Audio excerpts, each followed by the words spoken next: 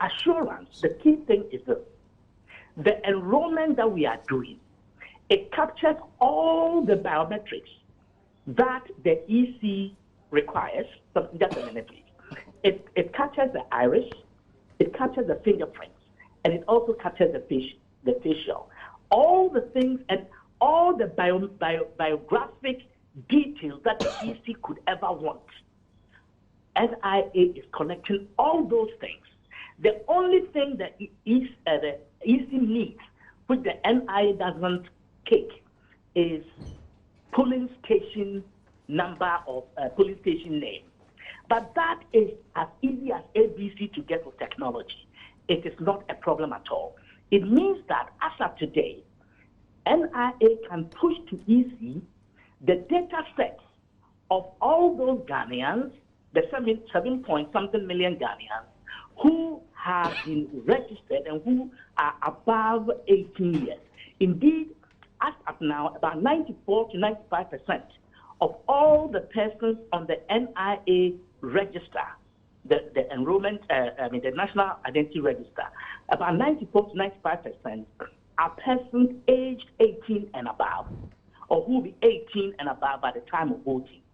With a click of a button, you can push all that data set to EC, which can easily, with technology, add the polling station codes or numbers to them. Very, very interesting, Prof. Very interesting, Prof. So that you say ultimately that the NIA has what the EC needs and that it is able to deliver for what the EC needs for 2020 elections. Is that what you say?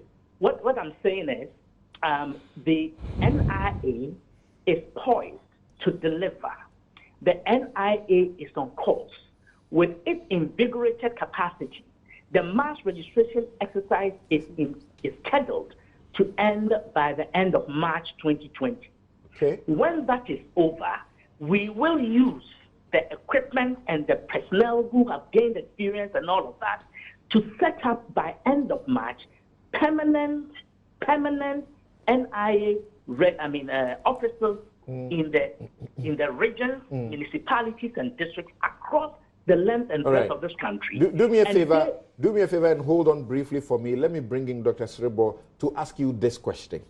Yes. Because as I understand from the EC, and I've asked, and the EC chairperson herself has explained that if there had been collaboration, and you had commenced the process on polling or constituency basis, it would have made it easier for them to be able, as it were, to tap into what you're using to progress the system rather than saddling the nation with yet 36 million to produce a new system. How is this the major problem why you are unable to use NIA's data? Let him hear so he can respond. Thank you, my brother. I think we have been saying that our activities are time-bound. Time-bound here means that we cannot go beyond probably June. And NIA will be done in March. You are beginning in April. Something, a correction, please. NIA will be done with a mass registration in March. NIA, can you hear me, please? Yes, I can hear you. Okay, NIA will be done with a mass registration in March. The mass registration started before this conversation started about whether you could use polling stations and all of that. Let us remember that the NIA is a creator of statutes. That's right. It obeys its laws. Yes. Its law does not require it. Yes, but from your explanation, by March you are done with the mass registration, and the data is available for the EC. We will do the remainder of the population through our permanent officers and the co-location with our cognate institutions such as EC itself, SNET, DVLA, and what is the timeline for you on that? When do you expect to end that?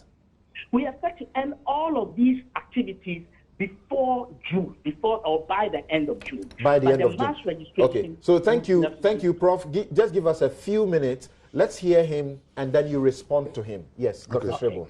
Yeah, so like I was talking of, we are bound by time.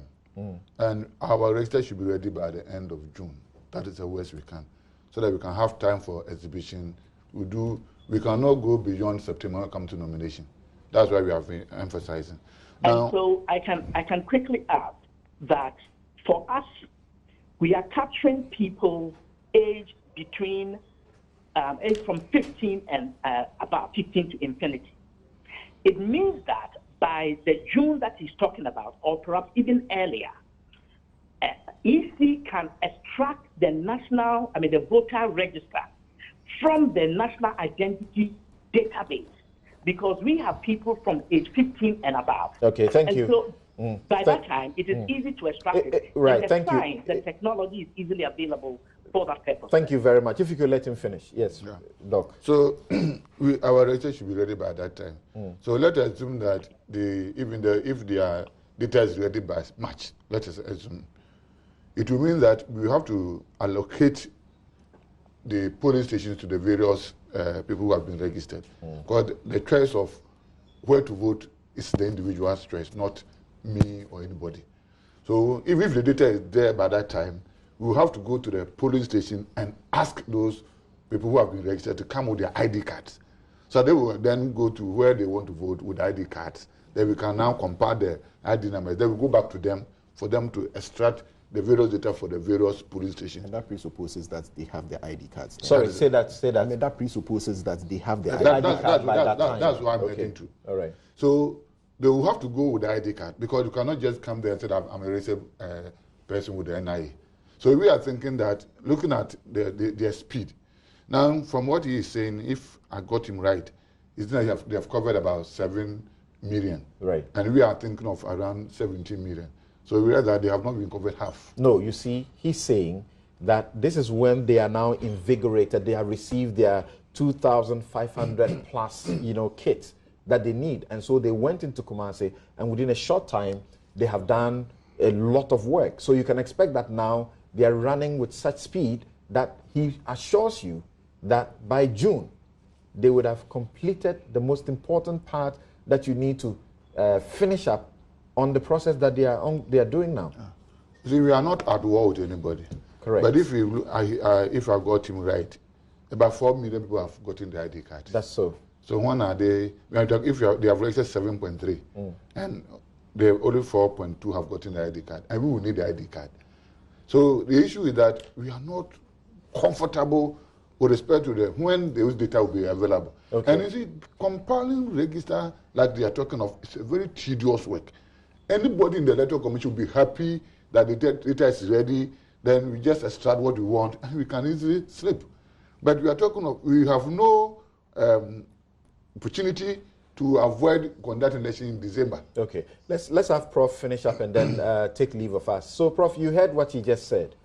Yes, I did. You won't have the cards ready by then, and they will need people to come to the polling. All those cards that have not been issued will be issued. All those cards, because we have the capacity, we are now. I mentioned the additional 3,192 machines. It means that we have the capacity to go back and let people assist, and let people get their cards across the country. That's number one. Number two, to do the kind of verification he's talking about, because we have people's 3 levels of biometrics: facial, fingerprint, and iris.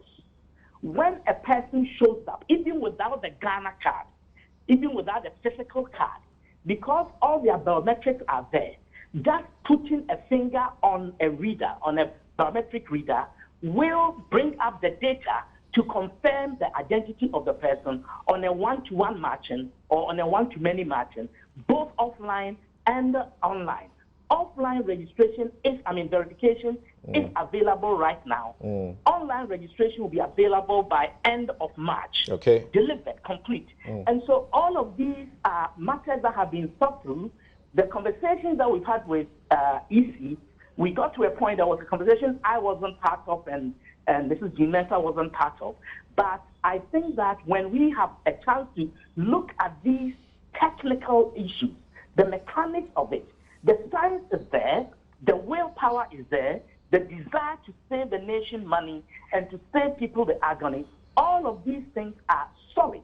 And with a little bit more interagency cooperation and harmonization, we will solve it. The point I'm making is, no, there's a difference between issuing a card, which is an EC mandate, and NIA doesn't have anything to do with that. All right. But the construction of the database is something that NIA is doing. That's understood. EC is at liberty. That's understood. To take that database Okay. and extract its voter register All right. from that, and we will deliver Okay. so that EC can get the job done if Yeah. it is inclined to Prof. doing so. Professor Tefa, thank you very much for your time.